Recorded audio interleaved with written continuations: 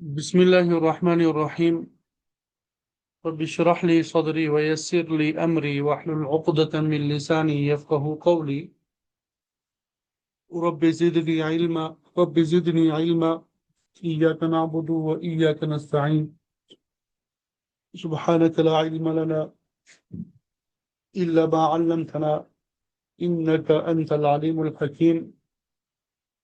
وأفوض أمري إلى الله إن الله بصير بالعباد. عليم علمني يا عليم علمني یا علیم علمنی. الحمدللہ، اللہ کا فضل و کرم اور احسان ہے کہ آج ہم انشاءاللہ فقہ کا سبق شروع کریں گے، اور فقہ کے سبق میں ہمارے سامنے مشہور کتاب بہشتی زیور ہوا کرے گی. یہ مستند ترین کتاب ہے، اور جو مسائل ہے روزمرہ انسان کو پیش آ سکتے ہیں ان تمام مسائل کو اس میں بطور خاص بیان کیا گیا ہے. اگرچہ یہ کتاب خواتین کے لیے لکھی گئی ہے، لیکن اس کی اہمیت کے پیش نظر، اس کی جامعیت کے پیش نظر یہ کتاب ہر مفتی کے پاس ہوتی ہے. دارالافتاء میں ہر مفتی کے پاس ہوتی ہے. اس کے جو مسائل ہیں وہ بھی عام فہم ہے، اور دوسرا یہ کہ مفتہ ہی اقوال کو لیا گیا ہے، یعنی وہ مسائل لیے گئے ہیں، ان اقوال کو لیا گیا ہے جن پر فتویٰ دیا گیا ہے، جن پر کیا کیا گیا؟ فتویٰ دیا گیا ہے. اور اس کتاب کو 50 سال سے بلکہ اس سے بھی زیادہ، تو اور زیادہ وقت گزر چکا ہے، علماء نے اس کو پڑھا سنا، تو اس کی جو غلطیاں وغیرہ موجود تھی اس میں وہ سب تقریباً ختم ہو چکی ہے. ہماری اساری فرمایا کرتے تھے کہ کسی بھی کتاب کے بارے میں جو اس کی غلطیاں وغیرہ ہوتی ہے ان کو دور کرنے میں کافی ٹائم لگتا ہے، کافی وقت لگتا ہے. تو اس کتاب کو مختلف علماء نے پڑھا سنا پڑھایا، تو اس میں جو کمزوریاں وغیرہ تھی وہ سب کے سب جو ہے وہ دور ہو چکی ہے. ٹھیک ہے بھائی، تو آج انشاءاللہ ہم اس کتاب کا آغاز کریں گے. تو اس کتاب کی فہرست جو ہے یہ آپ کے سامنے موجود ہے. یہ چونکہ خواتین کے لیے لکھی گئی ہے بالکل ابتدا سے، تو ابتدائی باتیں جو ہے وہ ہم نہیں پڑھیں گے، جو مسائل وغیرہ سے متعلق یہاں سے ہم آغاز کریں گے. یہ عقیدوں کا بیان یہاں سے ہم آغاز کریں گے، ٹھیک ہے؟ پھر کفر اور شرک کی باتوں کا بیان، بدعتوں اور بری رسموں کا بیان، بعض بڑے بڑے گناہوں کا بیان، اور پھر اسی طرح عبادت سے بعض دنیا کے فائدوں کا بیان، پھر وضو کا بیان. اس طرح پھر ہمارے مسائل جو ہے وہ شروع ہو جائیں گے،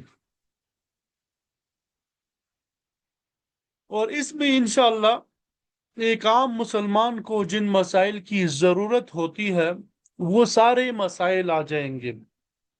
ٹھیک ہے؟ تو اس کو آپ لوگوں نے توجہ کے ساتھ پڑھنا بھی ہے، سمجھنا بھی ہے. بلکہ آئندہ جب ہماری کلاس ہوا کرے، یہ میں کتاب شیئر کر دوں گا آپ کے ساتھ PDF میں، تو کلاس میں آنے سے پہلے 2 3 4 صفحے جو ہے آپ خود مطالعہ کر کے آیا کریں، خود سمجھا کریں. ٹھیک ہے؟ پھر یہاں پہ میں آ کے میں وضاحت کر دیا کروں گا، تاکہ یہ کتاب جو ہے یہ آپ کو صحیح طریقے سے سمجھ میں آ جائے، اس کا منہج جو ہے، اس کا طریقہ جو ہے وہ سمجھ میں آ جائے. ان مسائل کو زبانی ازبر یاد کرنا یہ ضروری نہیں ہے، البتہ ان مسائل کو سمجھنا بہت ضروری ہے. اب ظاہر ہے کہ سارے مسائل جو ہے وہ یاد تو نہیں ہو سکتے، لیکن یہ کہ کم از کم آپ کو یہ مسائل سمجھ میں آ جائے، اور جب ضرورت پڑے کسی مسئلے کی تو پھر آپ اس کتاب میں سے اس مسئلے کو دیکھ کر سمجھ سکیں. یہ اصل کام ہے. ٹھیک ہے؟ تو زیادہ فوکس جو ہے آپ کا ان مسائل کی سمجھنے پہ ہونا چاہیے، اور ساتھ ساتھ میں اگر یاد بھی کرتے جائیں تو بہت اچھی بات ہے، لیکن اگر یاد نہ ہو سمجھ میں آ جائے تو وہ بھی کافی ہے۔ تو جب بھی کوئی مسئلہ پیش آئے گا، کتاب آپ کے پاس ہوگی، معلوم بھی ہوگا کہ بھئی یہ مسئلہ کتاب کی فلانے صفحے میں کہاں پر ہوگا، تو پھر وہاں سے آپ دیکھ لیں گے۔ تو اس طریقے سے بار بار جب آپ یہ کتاب اٹھا کے دیکھیں گے تو یہ مسائل جو ہے آپ کو زبانی بھی یاد ہوتے جائیں گے۔ جب آپ ان مسائل کو اپنی زندگی کا حصہ بنا لیں گے، بار بار دیکھتے رہیں گے، بار بار عمل کرتے رہیں گے، تو انشاءاللہ یہ مسائل بھی یاد ہوتے جائیں گے، پھر کتاب دیکھنے کی ضرورت پیش نہیں آئے گی۔ لیکن پھر بھی میرا مشورہ یہی ہے کہ جب مسائل یاد بھی ہو تب یہ کتاب آپ اپنے پاس رکھ لیں، آپ کے پاس سٹڈی ٹیبل پہ یہ کتاب ہونی چاہیے۔ جب بھی کوئی مسئلہ پیش آئے آپ اس کتاب سے دیکھ لیں، کیونکہ انسان کے حافظے کا کوئی بھروسہ نہیں ہے، ٹھیک ہے؟ تو یہ کتاب آپ کے پاس ہونی چاہیے، پی ڈی ایف میں تو میں شیئر کر دوں گا، اور کوشش کریں کہ یہ ہارڈ کاپی جو ہے یہ بھی آپ کے پاس ہو۔ اور یہ آپ لوگوں نے اگر ہارڈ کاپی لینی بھی ہے تو یہ مختلف نسخے ہیں، یہ بہشتی زیور، مکمل اور مدلل، یہ والی کتاب دارالاشاعت انہوں نے شائع کی ہے، تو یہ آپ لے لیں، یا مکتبہ بشرا والوں نے جو شائع کی ہو وہ لے لیں۔ تو بہرحال سبق کا آغاز کرتے ہیں۔ دین کی باتیں جو ہیں ان کی مختلف قسمیں ہیں، بعض علماء جو ہے 5 قسمیں بیان کرتے ہیں۔ پہلے نمبر پہ عقائد، دوسرے نمبر پہ عبادات، اور تیسرے نمبر پہ معاملات، چوتھے نمبر پہ یہ سزائیں وغیرہ، پانچویں نمبر پہ آداب وغیرہ۔ پانچویں نمبر پہ کون سے مسائل آتے ہیں؟ آداب وغیرہ آتے ہیں۔ تو عقائد میں یہی باتیں بیان کی جاتی ہے کہ ہمارا عقیدہ کیا ہونا چاہیے، کن باتوں پہ ہمیں ایمان رکھنا چاہیے۔ اس میں اللہ تعالیٰ پہ ایمان رکھنا، فرشتوں پہ ایمان رکھنا، آسمانی کتابوں پہ ایمان رکھنا، تمام رسولوں پہ اور آخرت کے دن پہ، یہ تفاصیل ابھی آ جائے گی، ٹھیک ہے؟ عبادات میں پھر آگے نماز کے بارے میں باتیں ہوں گی، زکوٰۃ کے بارے میں، روزے کے بارے میں، حج کے بارے میں اور جہاد کے بارے میں۔ معاملات میں پھر کچھ مالی معاملات ہے، کچھ عائلی جو فیملی لا جسے کہتے ہیں اس کے بارے میں معاملات ہے، نکاح طلاق وغیرہ سے متعلق۔ اسی طرح باہمی وغیرہ جھگڑا ہو جائے تو امور عدالت کیا ہوتے ہیں، امالت کے معاملات کیا ہے، ترکہ اور میراث کے کیا معاملات ہے۔ اور پھر سزائیں جو ہے، سزائیں کہ جن کا خوف جب انسان کے دل میں ہوتا ہے تو انسان جرم سے رک جاتا ہے۔ مثلا کسی کو ناحق قتل کرنے پہ کیا سزا ہوتی ہے، مال ناحق لینے پہ کیا سزا ہوگی، کسی کے ساتھ بدکاری کی گئی تو اس کی سزا کیا کی گئی ہے، بدکاری کا ناحق الزام لگا دیا اس کی کیا سزا ہے، کسی مسلمان کے اسلام کے چھوڑنے پہ کیا سزا ہوگی۔ پھر اسی طرح آداب میں اخلاق آ جائیں گے، اچھے طور طریقے اور عمدہ باتیں آ جائیں گی، سیاسی امور اور معاشرتی امور جو ہے یہ سب کے سب جو ہے یہ اس میں آ جائیں گے۔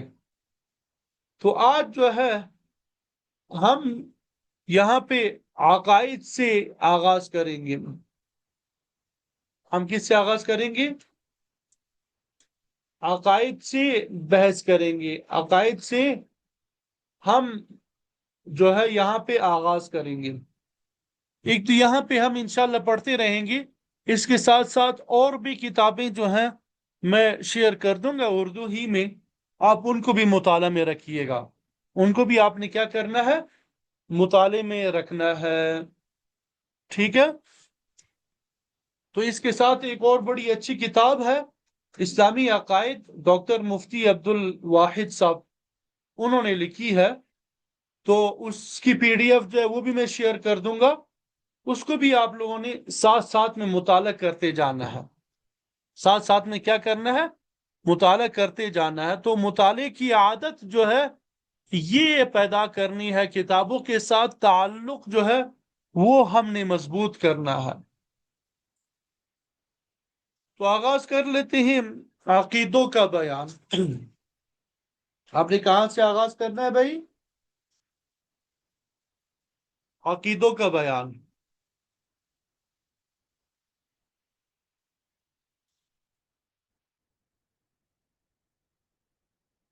ہمیں کون سے عقائد رکھنے چاہیے، کون سے عقائد نہیں رکھنے چاہیے؟ تو سب سے پہلا جو عقیدہ ہے یہ کائنات سے متعلق ہے۔ سب سے پہلا عقیدہ جو یہاں بیان کیا گیا ہے یہ کس سے متعلق ہے؟ کائنات سے متعلق۔ یہ سب کو نظر آ رہا ہے صاف، یا میں سائز مزید بڑا کروں، زوم کر لوں؟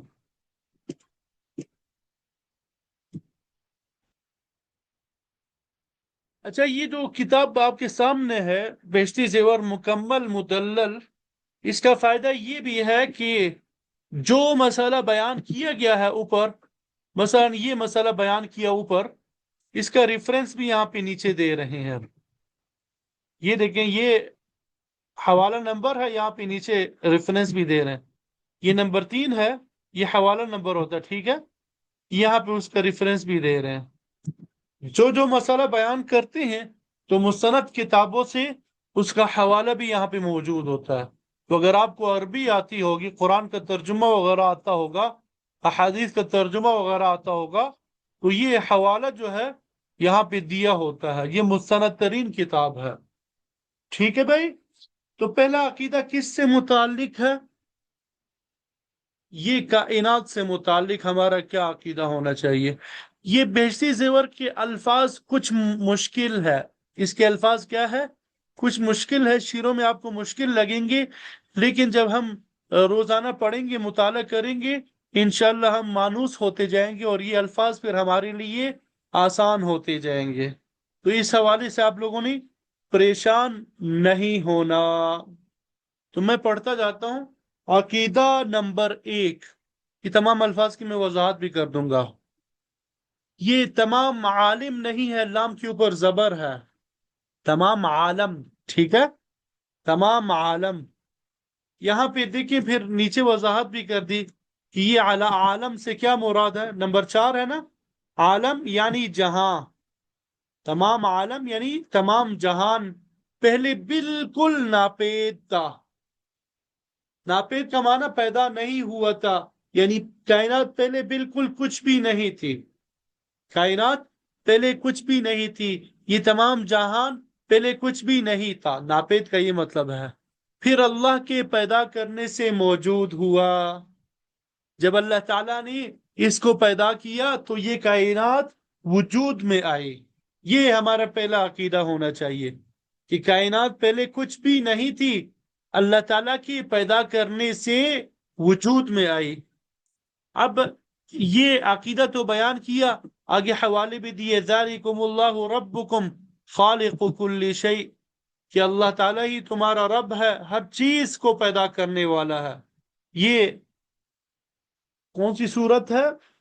سورہ مؤمن۔ یہ سورہ مؤمن رکوع نمبر 7 اور 24واں پارہ ہے۔ وَخَلَقَ كُلَّ شَيْءٍ، اور اسی نے ہر چیز کو پیدا کیا۔ سورہ انعام رکوع نمبر 12، 7واں پارہ، ٹھیک ہے؟ تو یہ پہلا عقیدہ ہو گیا۔ اس کی سمجھ آگئی سب کو؟ یہ تو مشکل نہیں، آسان ہے انشاءاللہ۔ تمام عالم پہلے بالکل ناپید تھا۔ یہ عالم نہیں پڑھنا، عالم ہے۔ یہ لفظ کیا ہے؟ عالم، جہان اور کائنات کو بولتے ہیں۔ کس کو بولتے ہیں؟ جہان اور کائنات کو۔ ناپید کا معنی کچھ بھی نہیں تھا، پیدا نہیں ہوا تھا، موجود نہیں تھا، پھر اللہ تعالیٰ کی پیدا کرنے سے موجود ہوا، یعنی وجود آئی اس کو۔ یہ تو کائنات کے بارے میں ہمارا یہ عقیدہ ہونا چاہیے۔ اب اللہ تعالیٰ کے بارے میں کچھ عقائد بیان کریں گے۔ دوسرے نمبر پہ کس کے بارے میں عقائد بیان کریں گے؟ اللہ تعالیٰ کے بارے میں۔ تو پہلا عقیدہ کیا بیان کیا؟ اللہ تعالیٰ ایک ہے، وہ کسی کا محتاج نہیں ہے، نہ اس نے کسی کو جنا، نہ وہ کسی سے جنا گیا۔ نہ اس کی کوئی بیوی ہے، یعنی اس کی کوئی بیوی نہیں ہے، اور کوئی اس کے مقابل کا بھی نہیں ہے، کوئی اس کے مقابل کا بھی نہیں ہے، یعنی اس کا کوئی ہمسر اور ہم پلہ بھی کوئی بھی نہیں ہے۔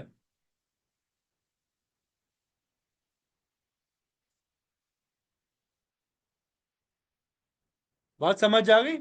یہ سورۃ الاخلاص جو ہے، آپ لوگوں نے سورۃ الاخلاص جو ہے وہ پڑھا ہوگا، اسی کا ترجمہ ہے یہ۔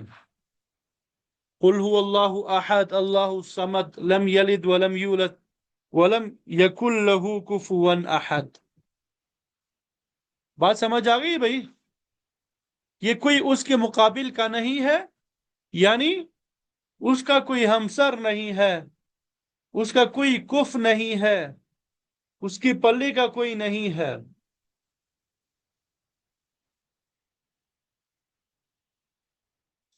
عقیدہ نمبر 3 دیکھیں، وہ ہمیشہ سے ہے اور ہمیشہ رہے گا، وہ ہمیشہ سے ہے اور وہ ہمیشہ رہے گا۔ قرآن میں بھی اللہ تعالیٰ نے فرمایا ہے، یہاں پہ حوالہ بھی دیا ہے، هو الاول والآخر، وہ اول بھی ہے یعنی ہمیشہ سے ہے، والآخر وہ آخر بھی ہے، وہ ہمیشہ سے رہے گا۔ کل من علیہا فان، ہر چیز جو اس دنیا پر ہے فان، وہ فانی ہو جائے گی۔ وَيَبْقَى وَجْهُ رَبِّكَ ذُو الْجَلَالِ وَالْإِكْرَامِ، سوائے اللہ رب العزت کے ذات کے کہ وہ فانی نہیں ہے، وہ ہمیشہ سے ہے، ہمیشہ رہے گا۔ ٹھیک ہے بھائی، آگے چلیں۔ کوئی بات سمجھ میں نہ آئے تو آپ پوچھ لیجئے گا، ٹھیک ہے؟ عقیدہ نمبر 4، کوئی چیز اس کے مثل نہیں ہے، وہ سب سے نرالا ہے۔ کوئی چیز اس کی مثل نہیں ہے، وہ سب سے نرالا ہے۔ لیس کمثلہ شیء، قرآن مجید میں اس کا تذکرہ آیا ہے، ٹھیک ہے، کہ اس کی مثل کوئی بھی چیز نہیں ہے، وہ سب سے نرالا ہے۔ عقیدہ نمبر 5، وہ زندہ ہے۔ وہ کیا ہے؟ حی، زندہ ہے، ہر چیز پر اس کو قدرت ہے۔ قادر علی کل شیء، کوئی چیز اس کے علم سے باہر نہیں ہے، یعنی ہر چیز اس کے علم میں ہے۔ احاط بکل شیء علما، وہ سب کچھ دیکھتا ہے، سنتا ہے، کلام فرماتا ہے۔ اب یہ ہم بھی کلام کرتے ہیں، ہم بھی دیکھتے ہیں، ہم بھی سنتے ہیں، لیکن اس کا کلام ہم لوگوں کے کلام کی طرح نہیں ہے۔ اللہ تعالیٰ جو کلام فرماتے ہیں یا دیکھتے ہیں، سنتے ہیں، وہ ہماری طرح نہیں ہے، ٹھیک ہے؟ اس بارے میں ہمارا عقیدہ یہی ہونا چاہیے کہ اللہ تعالیٰ کے شان کے مطابق جو ہے، اس کے شان کے لائق جو ہے، اسی طرح دیکھتا ہے، سنتا ہے، کلام کرتا ہے، جو چاہے کرتا ہے، کوئی اس کی روک ٹوک کرنے والا نہیں ہے۔ وہی پوجنے کے قابل ہے، یعنی وہی عبادت کے قابل ہے، ٹھیک ہے؟ اس کا کوئی ساجی نہیں ہے۔ ساجی کا معنی ہوتا ہے شریک، ساجی کس کے معنی میں آتا ہے؟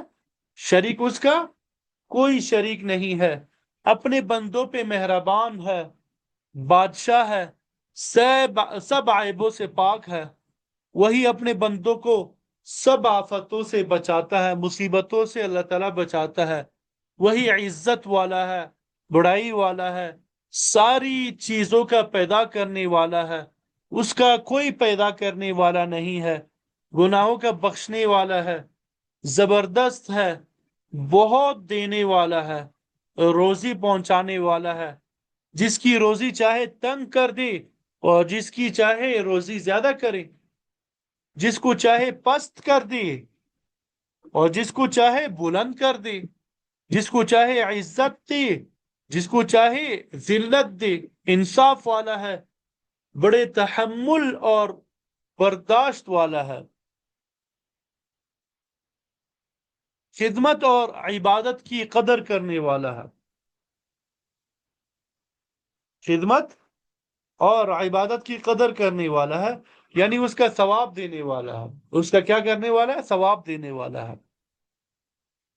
سماعی والا ہے یعنی وہ سننے والا ہے۔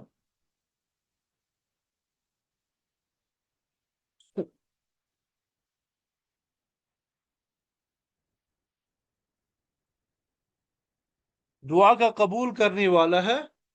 اور اسی طرح کیا لفظ آیا ہے یہاں پہ؟ سماعی والا یعنی سننے والا ہے۔ وہ سب پر حاکم ہے، اس پر کوئی حاکم نہیں ہے، اس کا کوئی کام حکمت سے خالی نہیں ہے۔ اللہ تعالیٰ کے جتنے بھی کام ہیں، جتنے بھی احکامات ہیں، کوئی کام بھی حکمت سے خالی نہیں ہے۔ ہر حکم میں کوئی نہ کوئی حکمت ہوتی ہے۔ اب ضروری نہیں ہے کہ ہر حکم کی حکمت ہمیں معلوم ہو۔ بہت سے احکام کی حکمتوں کو بھی اللہ تعالیٰ نے بیان کیا ہے، لیکن بہت سے احکامات جو ہے ان کی حکمت اللہ تعالیٰ نے بیان نہیں کی ہے۔ اب ضروری نہیں کہ وہ ہمیں معلوم ہو کہ بھئی اس کام کی کیا حکمت ہے، بلکہ جو بھی حکم ہو ہمیں اس لیے عمل کرنا چاہیے کہ یہ اللہ تعالیٰ کا حکم ہے۔ اب ایسا تو نہیں ہے کہ ایک بادشاہ ہو، باس ہو کسی کا، ٹھیک ہے، وہ اپنے ملازم کو کہے کہ بھئی یہ پانی لے کے آؤ، اور وہ ملازم پوچھے کہ بھئی اس میں کیا حکمت ہے۔ ایسا تو نہیں کہے گا وہ نا کہ بھئی یہ پانی لانے میں کیا حکمت ہے، بلکہ بڑے نے کہہ دیا حکم ہے، اس کو پورا کرے۔ تو اللہ تعالیٰ کے ہر حکم میں کوئی نہ کوئی حکمت ہے۔ تو ہمارے سامنے جب آئے تو ہمیں یہ نہیں دیکھنا چاہیے کہ اس میں کیا حکمت ہے، بلکہ ہمیں یہ سمجھنے کہ بھئی اللہ کا حکم ہے اس لیے میں اس پہ عمل کر رہا ہوں۔ اگرچہ اس پر علماء نے کتابیں لکھی ہے کہ مختلف اعمال جو ہیں ان کی حکمتوں کو بھی بیان کیا گیا ہے اس میں، لیکن اس کے پیچھے نہیں پڑنا چاہیے۔ وہ سب کا کام بنانے والا ہے، اسی نے سب کو پیدا کیا ہے، ٹھیک ہے؟ پہلی مرتبہ بھی اللہ تعالیٰ نے پیدا کیا ہے، اور وہی قیامت میں پھر پیدا کرے گا۔ وہی جلاتا ہے یعنی زندگی دیتا ہے، وہی مارتا ہے یعنی موت دیتا ہے۔ اس کو نشانیوں اور صفتوں سے سب جانتے ہیں۔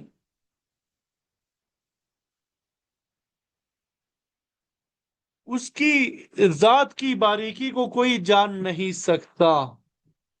گنہگاروں کی توبہ کو قبول کرتا ہے، جو سزا کے قابل ہے ان کو سزا دیتا ہے، وہی ہدایت کرتا ہے۔ جہان میں جو کچھ ہوتا ہے اسی کے حکم سے ہوتا ہے، اللہ تعالیٰ کے حکم سے ہوتا ہے جو کچھ بھی ہوتا ہے، بے اس کے حکم کے ذرہ نہیں ہل سکتا۔ اللہ تعالیٰ کے حکم کے بغیر کوئی ذرہ بھی ادھر ادھر نہیں ہو سکتا۔ نہ وہ سوتا ہے نہ وہ اونگتا ہے، وہ تمام عالم کی حفاظت سے تکتا نہیں ہے۔ عالم نہیں، عالم ہے، ٹھیک ہے؟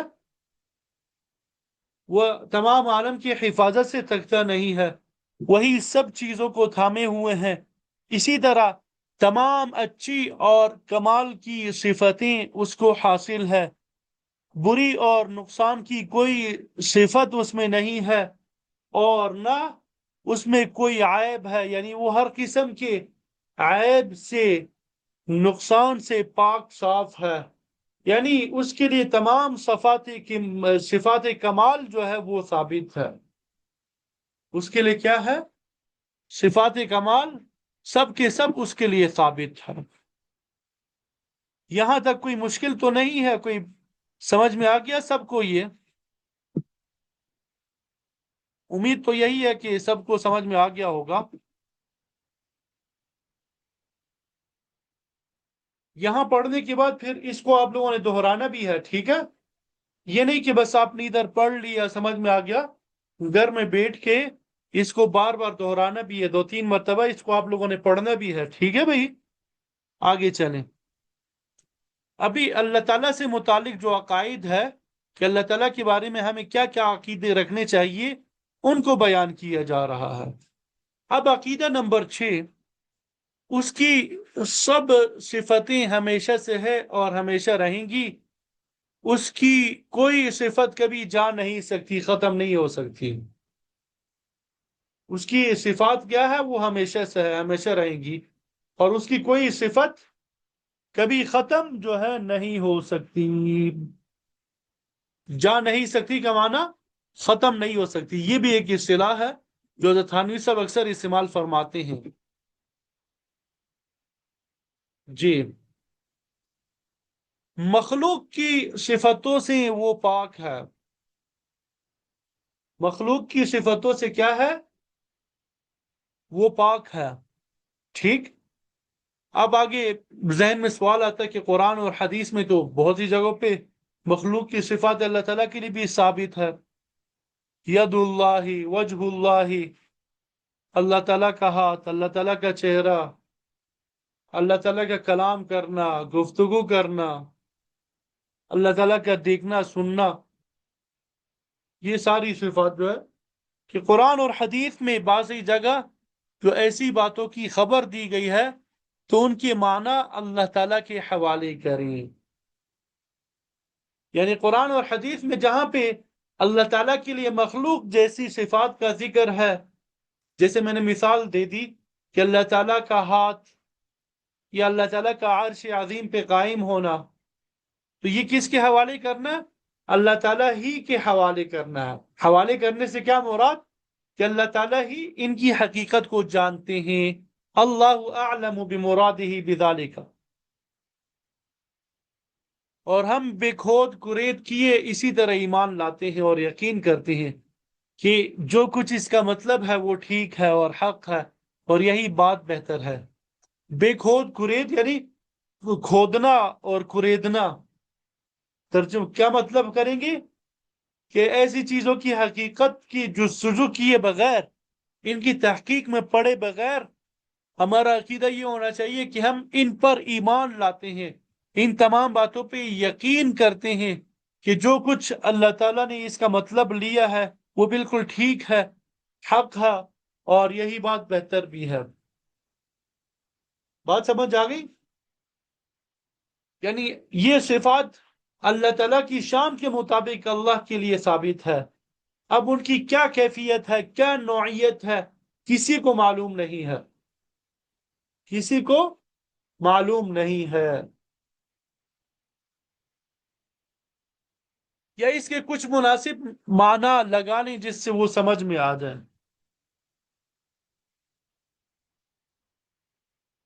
अब ये उलमा जो है, ये भी मुख्तलिफ उलमा गुजरे हैं।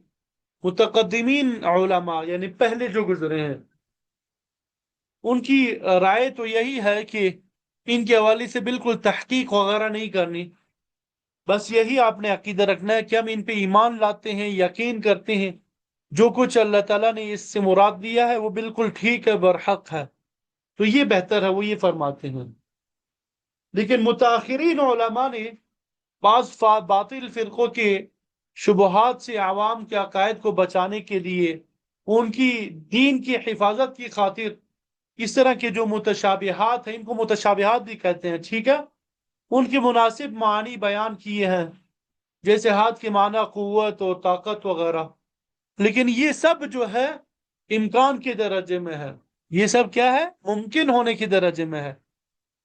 इनको हतमी मुराद समझ लेना ये भी सही नहीं है, इनको हतमी मुराद समझना ये भी सही नहीं है। ठीक है। कुरान मजीद में भी आया है कि मुतशाबिहात वगैरह के बारे में जो है ज्यादा तहकीक वगैरह नहीं करनी चाहिए। ठीक। हमें बस यही अकीदा रखना चाहिए कि अल्लाह ताला की शान के मुताबिक जिस तरह है, अल्लाह ताला की शान के लायक, उसी पे हम ईमान रखते हैं, यकीन रखते हैं।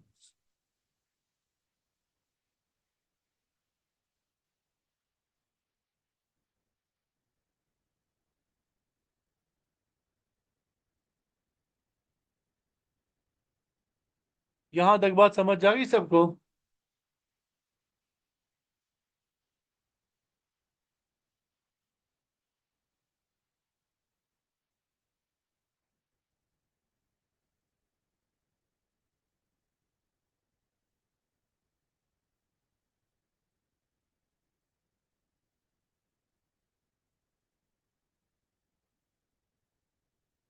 जी बेहतर। ठीक।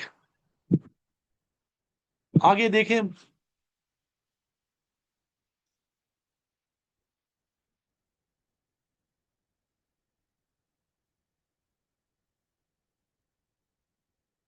اب یہ تقدیر کے بارے میں کچھ باتیں بیان کی گئی ہیں.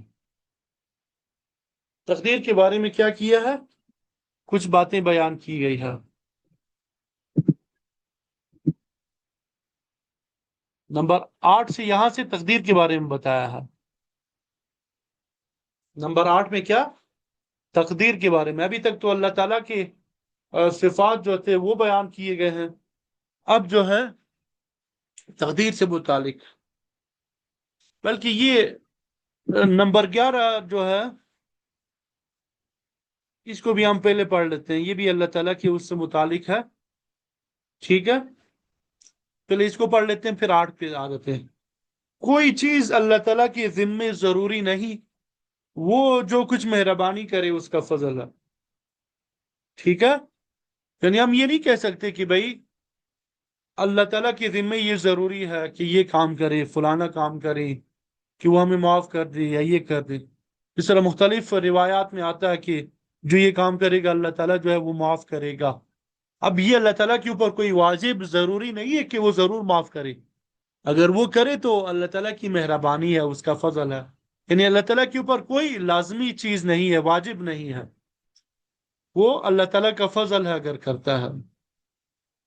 عقیدہ نمبر 8 دیکھیں، عالم یعنی دنیا میں جو کچھ بلا برا ہوتا ہے، اچھا یا برا ہوتا ہے، سب کو اللہ تعالیٰ اس کے ہونے سے پہلے ہمیشہ سے جانتا ہے اور اپنے جاننے کے موافق اس کو پیدا کرتا ہے. تقدیر اسی کا نام ہے.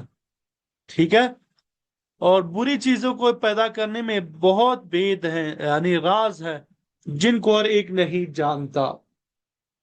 تو دنیا میں جو کچھ بلا برا ہوتا ہے، اچھا یا برا ہوتا ہے، اللہ تعالیٰ کو ان کے ہونے سے پہلے پہلے ہمیشہ جانتا ہے، ہمیشہ سے جانتا ہے. اور پھر اللہ تعالیٰ اپنے علم کے مطابق اس کو پیدا کرتا ہے.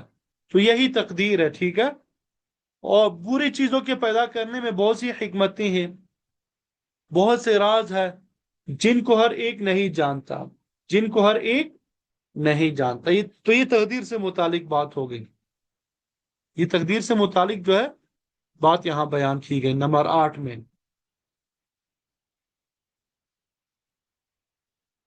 عقیدہ نمبر 9 جو ہے یہ بندے کے اختیارات سے متعلق ہے. بندے کے کیا اختیارات ہے، اس حوالے سے ہمیں کیا عقیدہ رکھنا چاہیے، ان کو بیان کیا گیا ہے. بندوں کو اللہ تعالیٰ نے سمجھ اور ارادہ دیا ہے. بندوں کو اللہ تعالیٰ نے سمجھ اور ارادہ دیا ہے.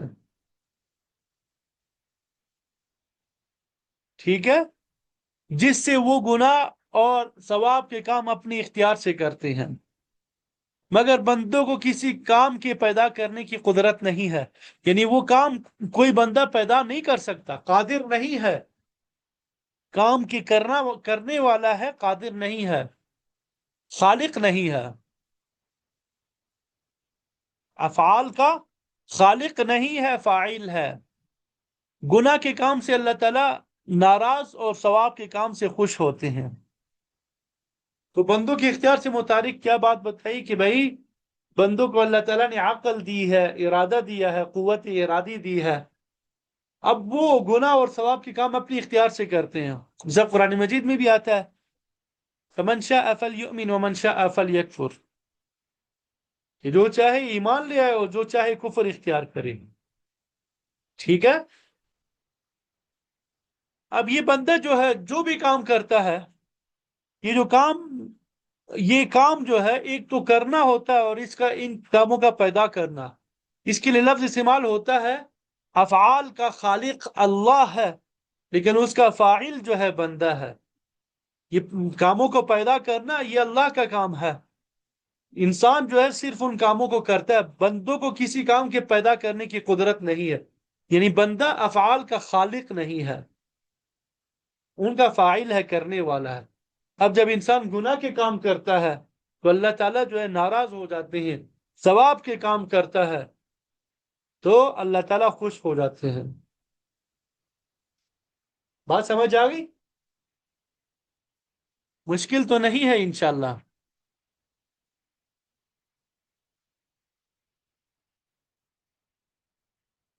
اب نمبر 10 میں شریعت کے متعلق ایک بات بتائی ہے. شریعت کے متعلق جو ہے بات بتائی ہے. اللہ تعالیٰ نے بندوں کو ایسے کام کا حکم نہیں دیا جو بندوں سے نہ ہو سکے. اللہ تعالیٰ نے بندوں کو ایسے کام کا حکم نہیں دیا جو بندوں سے نہ ہو سکے. کیا مطلب؟ یعنی اللہ تعالیٰ نے جو حکم دیا ہے بندوں کو وہ بندوں کی استطاعت اور قدرت میں ہے. وہ کیا ہے؟ بندوں کی استطاعت اور قدرت میں ہے. لا يكلف الله نفسا الا وسعها. عقیدہ نمبر 11 جو ہے وہ تو ہم نے پہلے پڑھ لیا. عقیدہ نمبر 12 جو ہے سب سے پہلے کائنات سے متعلق بات تھی. پھر اللہ رب العزت جو ہے اس کے بارے میں کیا ہمیں عقیدے رکھنے چاہیے تھے اس کو بیان کیا گیا. پھر اس کے بعد تقدیر کے بارے میں کچھ عقائد بتا دیے. اور نمبر 4 میں پھر بندے کے اختیار سے متعلق کچھ بتا دیے. اور پھر آگے یہاں پہ شریعت کے احکام کے بارے میں کچھ عقائد بتا دیے. اب جو ہے انبیاء علیہم السلام اور معجزات کے بارے میں کچھ احکام بتائیں گے، کچھ عقائد بتائیں گے کہ ان کے بارے میں ہمیں کیا عقیدہ رکھنا چاہیے. ان کے بارے میں ہمیں کیا عقیدہ رکھنا چاہیے.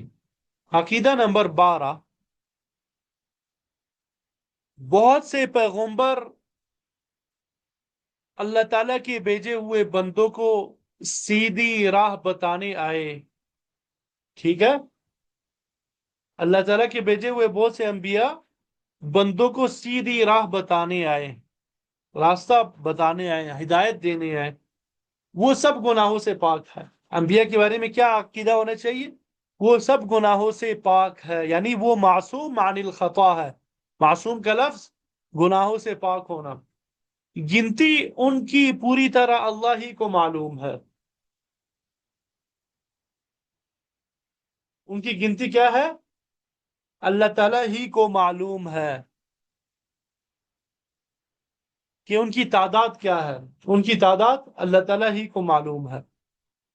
ان کی سچائی بتانے کو اللہ تعالیٰ نے ان کے ہاتھوں ایسی نئی نئی اور مشکل مشکل باتیں ظاہر کی ہیں جو اور لوگ نہیں کر سکتے. ایسے باتوں کو معجزہ کہتے ہیں. یعنی ان کی سچائی بتانے کے لیے، ان کی سچائی بتانے کے لیے اللہ تعالیٰ نے ان کے ہاتھوں ایسی نئی نئی عجیب غریب باتیں ظاہر کی ہیں جو عام لوگ نہیں کر سکتے. ایسی باتوں کو کیا کہتے ہیں؟ معجزہ کہتے ہیں. ٹھیک ہے، معجزے کی تعریف آپ کو بتا دی.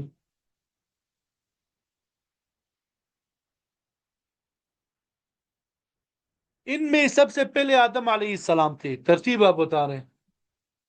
اور سب کے بعد یعنی سب کے آخر میں آپ صلی اللہ علیہ وسلم، اور باقی سارے انبیاء درمیان میں ہوئے. ان میں بعض بہت مشہور ہے جیسے نوح علیہ السلام، ابراہیم علیہ السلام، اسحاق علیہ السلام، اسماعیل علیہ السلام، یعقوب علیہ السلام، یوسف علیہ السلام، داود علیہ السلام، سلیمان علیہ السلام، ایوب علیہ السلام، موسیٰ علیہ السلام، ہارون علیہ السلام، زکریا علیہ السلام، یحییٰ علیہ السلام، عیسیٰ علیہ السلام، الیاس علیہ السلام، یسع علیہ السلام، یونس علیہ السلام، لوط علیہ السلام، ادریس علیہ السلام، ذوالکفل علیہ السلام، صالح، ہود، شعیب علیہ السلام. یہ بات جو ہے یہ کیا کہہ رہے ہیں کہ یہ مشہور ہو گئے. اس کے علاوہ بھی بہت زیادہ ہے. ٹھیک ہے، ان کی صحیح تعداد اللہ تعالیٰ ہی کو معلوم ہے. سب پیغمبروں کی گنتی اللہ تعالیٰ نے کسی کو نہیں بتائی. پیغمبروں کی صحیح تعداد اللہ تعالیٰ نے کسی کو نہیں بتائی. اس لیے یوں عقیدہ رکھے کہ اللہ تعالیٰ کے بھیجے ہوئے جتنے پیغمبر ہیں ہم ان سب پہ ایمان لاتے ہیں. جو ہم کو معلوم ہے ان پر بھی، جو نہیں معلوم ان پر بھی.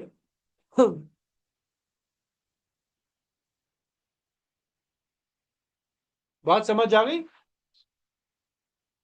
تو یہ انبیاء علیہم السلام کی تعداد کے بارے میں بھی بتا دیا کہ کیا عقیدہ ہونا چاہیے ہمارا۔ اب یہ انبیاء علیہم السلام کے درمیان فضیلت سے متعلق بات، کہ کیا بعض کو بعض پہ فضیلت حاصل ہے یا نہیں، اس بارے میں کیا عقیدہ ہونا چاہیے۔ تو عقیدہ نمبر 14، پیغمبروں میں بعضوں کا مرتبہ بعضوں سے بڑا ہے۔ پیغمبروں میں بعضوں کا مرتبہ بعضوں سے بڑا ہے۔ سب سے زیادہ مرتبہ ہمارے پیارے نبی صلی اللہ علیہ وسلم کے بعد ہے، اور آپ کے بعد کوئی نیا پیغمبر نہیں آ سکتا۔ قیامت تک جتنے آدمی ہیں اور جتنے ہوں گے، جتنے آدمی اور جن ہوں گے، یہ جنات ہے، ٹھیک ہے، آپ سب کے پیغمبر ہیں، ٹھیک ہے بھائی۔ یہاں پہ یہ بھی بات بتا دیا کہ جو شخص بھی، جو بدبخت بھی آپ کے بعد نبوت کا دعویٰ کرے گا وہ جھوٹا ہے۔ جیسے مرزا غلام احمد قادیانی، اس نے نبوت کا دعویٰ کیا تو علماء نے اسے اور اس کے ماننے والوں کو کافر کہا، قادیانیوں سے نکاح حرام قرار دیا۔ قیامت تک جتنے بھی انسان آئیں گے، جتنے جنات آئیں گے، اب ان سب کے کیا ہے؟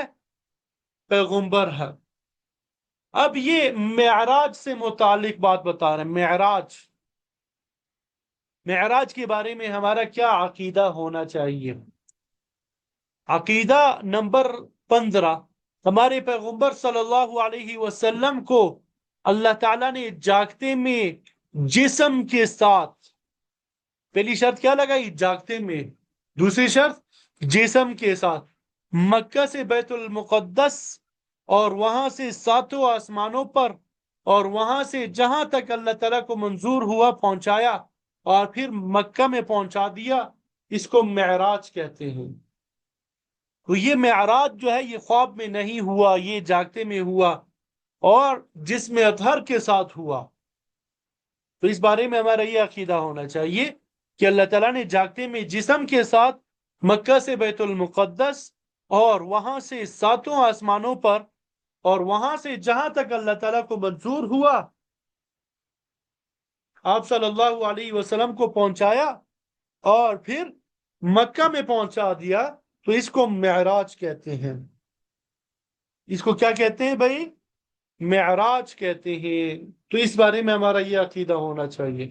تو معراج سے متعلق بھی بتا دیا۔ اب آگے فرشتوں اور جنات سے متعلق بتا رہے ہیں۔ عقیدہ نمبر 16، اللہ تعالیٰ نے کچھ مخلوقات نور سے پیدا کر کے ان کو ہماری نظروں سے چھپا دیا۔ فرشتوں کو کیا کیا ہے؟ نور سے پیدا کیا ہے، اور ہمیں نظر بھی نہیں آتے۔ ان کو فرشتہ کہتے ہیں۔ بہت سے کام ان کے حوالے کیے ہیں، بہت سے کام ان کے حوالے ہیں۔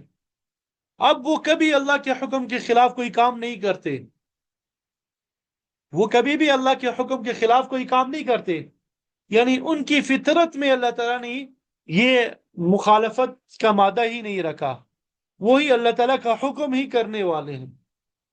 جس کام میں لگا دیا ہے اسی میں لگے ہیں۔ ان میں 4 فرشتے بہت مشہور ہیں، حضرت جبرائیل علیہ السلام، حضرت میکائیل علیہ السلام، حضرت اسرافیل علیہ السلام، حضرت عزرائیل علیہ السلام، ٹھیک ہے۔ یہ فرشتوں کے بارے میں بتا دیا۔ اللہ تعالیٰ نے کچھ مخلوق آگ سے بنائی ہے، وہ بھی ہم کو دکھائی نہیں دیتی، ان کو جن کہتے ہیں۔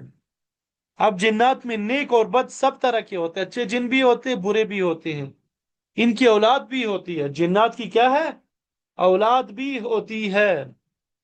ان میں سب سے زیادہ مشہور شریر جو ہے وہ ابلیس یعنی شیطان ہے،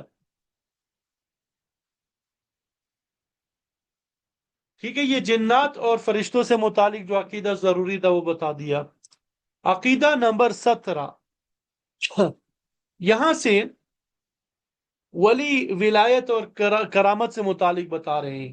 ولی ولایت اور کرامت سے متعلق، مسلمان جب خوب عبادت کرتا ہے، پہلی شرط خوب عبادت کرتا ہے، گناہوں سے بچتا ہے، 2 نمبر 3 دنیا سے محبت نہیں رکھتا، دنیا سے محبت نہیں رکھتا، نمبر 4 پیغمبر صاحب کی ہر طرح خوب تابعداری کرتا ہے، آپ صلی اللہ علیہ وسلم کی سنتوں پہ پورا عمل کرتا ہے، تو وہ اللہ کا دوست اور پیارا ہو جاتا ہے۔ پہلی شرط کیا کہ وہ عابد ہوگا، گناہوں سے بچنے والا ہوگا، دنیا سے محبت رکھنے والا نہیں ہوگا، آپ صلی اللہ علیہ وسلم کی سیرت کو اپنانے والا ہوگا، چلنے والا ہوگا، ہر حکم کو ماننے والا ہوگا، عمل کرنے والا ہوگا، تو وہ اللہ کا دوست اور پیارا ہو جاتا ہے۔ ایسے شخص کو ولی کہتے ہیں۔ ایسے شخص کو کیا کہتے ہیں؟ ولی کہتے ہیں۔ اس شخص سے کبھی ایسی باتیں ہونے لگتی ہے جو اور لوگوں سے نہیں ہو سکتی۔ اس شخص سے کبھی ایسے باتیں ہونے لگتی ہے جو اور لوگوں سے نہیں ہو سکتی۔ ان باتوں کو کرامت کہتے ہیں۔ ٹھیک ہے، ایک معجزہ کی تعریف، معجزہ انبیاء علیہ السلام کے ہاتھ پہ ظاہر ہوتا ہے، یعنی ایسی بات جو عام لوگ نہیں کر سکتے اور انبیاء کے ہاتھ پہ ظاہر ہو معجزہ، اور ایسی بات جو عام لوگ نہیں کر سکتے اللہ کی ولی کے ہاتھ پہ ظاہر ہو، اس کو کرامت کہتے ہیں۔ ٹھیک ہے، معجزہ بھی برحق ہے اور کرامت جو ہے وہ بھی برحق ہے۔ عقیدہ نمبر 18، ولی کتنے ہی بڑے درجے کو پہنچ جائے لیکن نبی کے برابر نہیں ہو سکتا۔ جتنے بھی اولیاء ہے وہ کسی نبی کے برابر جو ہے وہ نہیں پہنچ سکتا۔ عقیدہ نمبر 19، خدا کا کیسا ہی پیارا ہو جائے، یعنی کتنا ہی اللہ تعالیٰ کا محبوب بندہ بن جائے، جب تک ہوش و حواس باقی ہوں شرع کا پابند رہنا فرض ہے، شریعت کا پابند رہنا فرض ہے، ضروری ہے۔ ایسا نہیں کہ وہ کہتا ہو کہ میں مکے مدینے میں نماز پڑھتا ہوں۔ ٹھیک ہے، نماز روزہ اور کوئی عبادت معاف نہیں ہوتی، جو گناہ کی باتیں ہیں وہ اس کے لیے درست نہیں ہو جاتی۔ جو اللہ کا ولی بھی ہوتا ہے، پیر بھی ہوتا ہے، وہ بھی جس طرح عام انسان شریعت کے مکلف ہے، پردے وغیرہ کے مسائل جس طرح عام لوگوں کے لیے ضروری ہے ان کا اہتمام کرنا ضروری ہے، اسی طرح پیر کے لیے، ولی کے لیے، شیخ کے لیے بھی یہ تمام باتیں ضروری ہے۔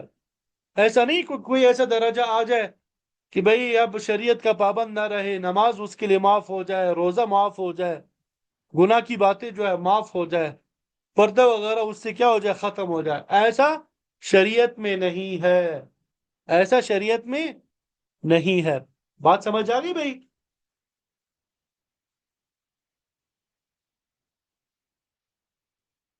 عقیدہ نمبر 20، اب یہ بدعت سے متعلق ہے۔ عقیدہ نمبر 20 کیا ہے؟ بدعت سے متعلق ہے۔ اچھا، یہ عقیدہ نمبر 21 جو ہے یہ ولیوں سے متعلق ہے، پہلے اس کو پڑھ لیتے ہیں۔ یہ ولیوں سے متعلق جو ہے عقیدہ نمبر 21 ہے، اس کو پڑھ لیتے ہیں۔ جی، پھر اس کو سبق ختم بھی کر لیں گے، ٹھیک ہے۔ ولی لوگوں کو بعض بھید کی باتیں سوتے یا جاگتے میں معلوم ہو جاتی ہے۔ اولیاء کرام کو بعض راز کی باتیں خواب میں یا بیداری میں معلوم ہو جاتی ہے، اس کو کشف اور الہام کہتے ہیں۔ اگر وہ شرع کے موافق ہوں، شریعت کے مطابق ہے